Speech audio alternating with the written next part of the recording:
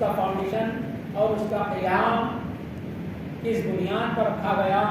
انشاءاللہ ان دو چیزوں پر آپ حضرات کے سامنے آج گوشتگوار کیا جائے گا۔ عزیزان گرامی، پہلے میں نے جس آیت مبارکہ کے پڑھنے کا شرف حاصل کیا، اللہ سبحانہ و تعالیٰ ارشاد فرما رہا ہے کہ اے ایمان والو کلوا من طیبات ما رزقکم حلالا طیبا، اے ایمان والو تم رزق حلال کھاؤ، یہ تمہارے لیے بہتری ہے۔ عزیزان گرامی، انسان کی زندگی گزارنے کے لیے، انسان اپنی زندگی گزارنے کے لیے کھانا اور پینا ضروری ہے، تو اسلام ایک ضابطۂ حیات ہے، ایک مکمل دین ہے۔ اسلام یہ بتاتا ہے کہ بندہ مومن کن چیزوں سے کھایا جائے اور کن چیزوں سے پرہیز کیا جائے، کن چیزوں سے اجتناب کیا جائے۔ اللہ تبارک و تعالی نے کائنات میں تمام چیزوں کو پیدا فرما دیا، لیکن مومنین کے لیے فرمایا گیا کہ اے مومنوں، اے کلمہ پڑھنے والوں، اے مسلمانوں، کلوا مما رزقکم رزقکم اللہ حلالا طیبا، کہ تم وہ رزق کھاؤ جو حلال ہو، پاک ہو، متنزہ ہو۔ ان اللہ یرزق من یشاء بغیر حساب، بے شک اللہ سبحانہ و تعالی بے حساب رزق دینے والا ہے۔ تو عزیزان گرامی، برادران ملت اسلامیہ، اور اللہ کے نبی علیہ الصلوۃ والسلام ارشاد فرماتے ہیں طلب العلم رزق حلالا طیبا، کہ بندہ مومن کے لیے یہ واجب اور یہ ضروری ہے کہ وہ رزق حلال کو تلاش کرے۔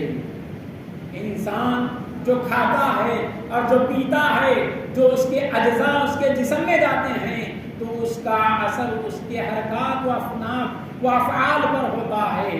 آئیے ہم دیکھتے چلے قرآن کریمہ اور حدیث نبوی صلی اللہ علیہ وسلم اور بزرگان دین رضوان اللہ تعالیٰ اجمعین کے باقیات کو دیکھتے چلیں۔ اللہ کے نبی علیہ الصلوۃ والسلام جلوہ افروز ہیں، صحابہ کرام رضوان اللہ تعالیٰ اجمعین تشریف فرما ہیں، صحابہ کرام رضوان اللہ تعالیٰ اجمعین کے سامنے، اللہ کے رسول کے سامنے ایک شخص بڑی دور دراز سے آتا ہے اور اس کا چہرہ ایسا معلوم ہو رہا ہے کہ وہ بڑی دور دراز سے سفر طے کر کے آیا ہوا ہے، بال بکھرے ہوئے ہیں، چہرہ مرجھا ہوا ہے، اور وہ اللہ کے گھر کی جانب حرم کعبہ میں جا رہا ہے، اپنے لمبے لمبے ہاتھ کر کے رب العالمین سے دعائیں کر رہا ہے۔ تو اللہ کے نبی علیہ الصلوۃ والسلام نے ارشاد فرمایا اگر یہ بندہ مومن اگر حلال وہ دکھا رہا ہے تو اس کا آنا حق ہے، اس کا آنا سچ ہے، اس کی دعائیں بارگاہ رب العالمین میں قابل قبول ہیں۔ اگر یہ حلال کمائی سے کھایا ہوا ہے، حلال اس کے اندر پیٹ میں ہے، تو اس کا سفر کرنا نامکمل ہوگا، اس کا سفر کرنا بیکار ہوگا، اور اس کا حرم کعبہ میں ٹھہر کر بھی دعا کرنا نامکمل ہوگا۔ تو پتہ یہ چلا، معلوم یہ ہوا انسان کے جسم میں اگر حرام غذا ہو، چاہے حرم کعبہ میں بھی اگر دعائیں کرتا ہے تو رب کی بارگاہ میں نہ مقبول ہے، قبول ہونے والی نہیں ہے۔ ایک مرتبہ صحابہ کرام رضوان اللہ تعالیٰ اجمعین نے دیکھا کہ ایک شخص ہے جو بڑا محنت کر رہا ہے، مشقتیں کر رہا ہے، کوششیں کر رہا ہے، جستجو کر رہا ہے دنیا کو حاصل کرنے کے لیے۔ تو صحابہ نے سرکار مدینہ صلی اللہ علیہ وسلم کی بارگاہ بے پناہ میں عرض کیا، یا رسول اللہ، اگر یہ بندہ، اگر یہ شخص دین کے لیے کوشش کرتا، نمازوں کے لیے اہتمام کرتا، اللہ اور اس کے رسول کو راضی کرنے کے لیے کام کیا ہوتا، تو اللہ کے نبی علیہ الصلوۃ والسلام نے فرمایا اے میرے صحابہ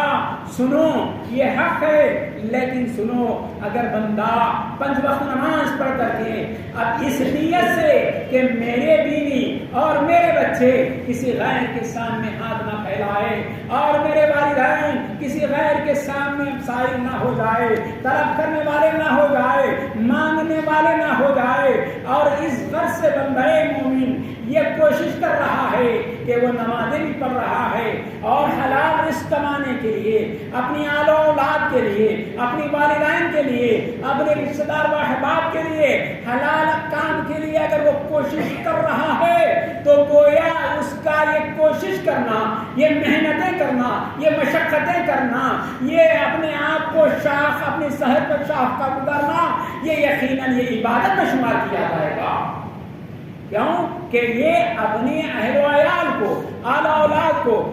ضعیف والدین کو کسی کے سامنے ہاتھ پھیلانے سے روک رہے ہیں، سے گریز کرنے کے لیے کوشش کر رہا ہے، تو اس کو حلال روزی کمانے والے کو، محنت کو مشقت کرنے والے کو، اس کو عبادت میں شمار کر دیا جا رہا ہے۔ عزیزان گرامی و برادران ملت اسلامیہ، آئیے اگر ہم دیکھتے چلے اور واقعات اور بزرگان دین رضوان اللہ تعالیٰ اجمعین کے واقعات کو کہ کیسے کیسے واقعات ہیں۔ حضرت سفیان ثوری رحمۃ اللہ تعالیٰ علیہ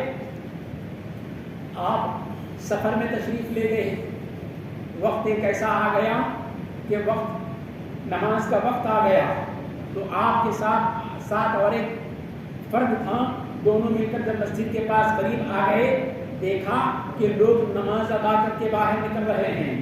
تو انہوں نے اپنا مال و متاع ساز و سامان رکھا،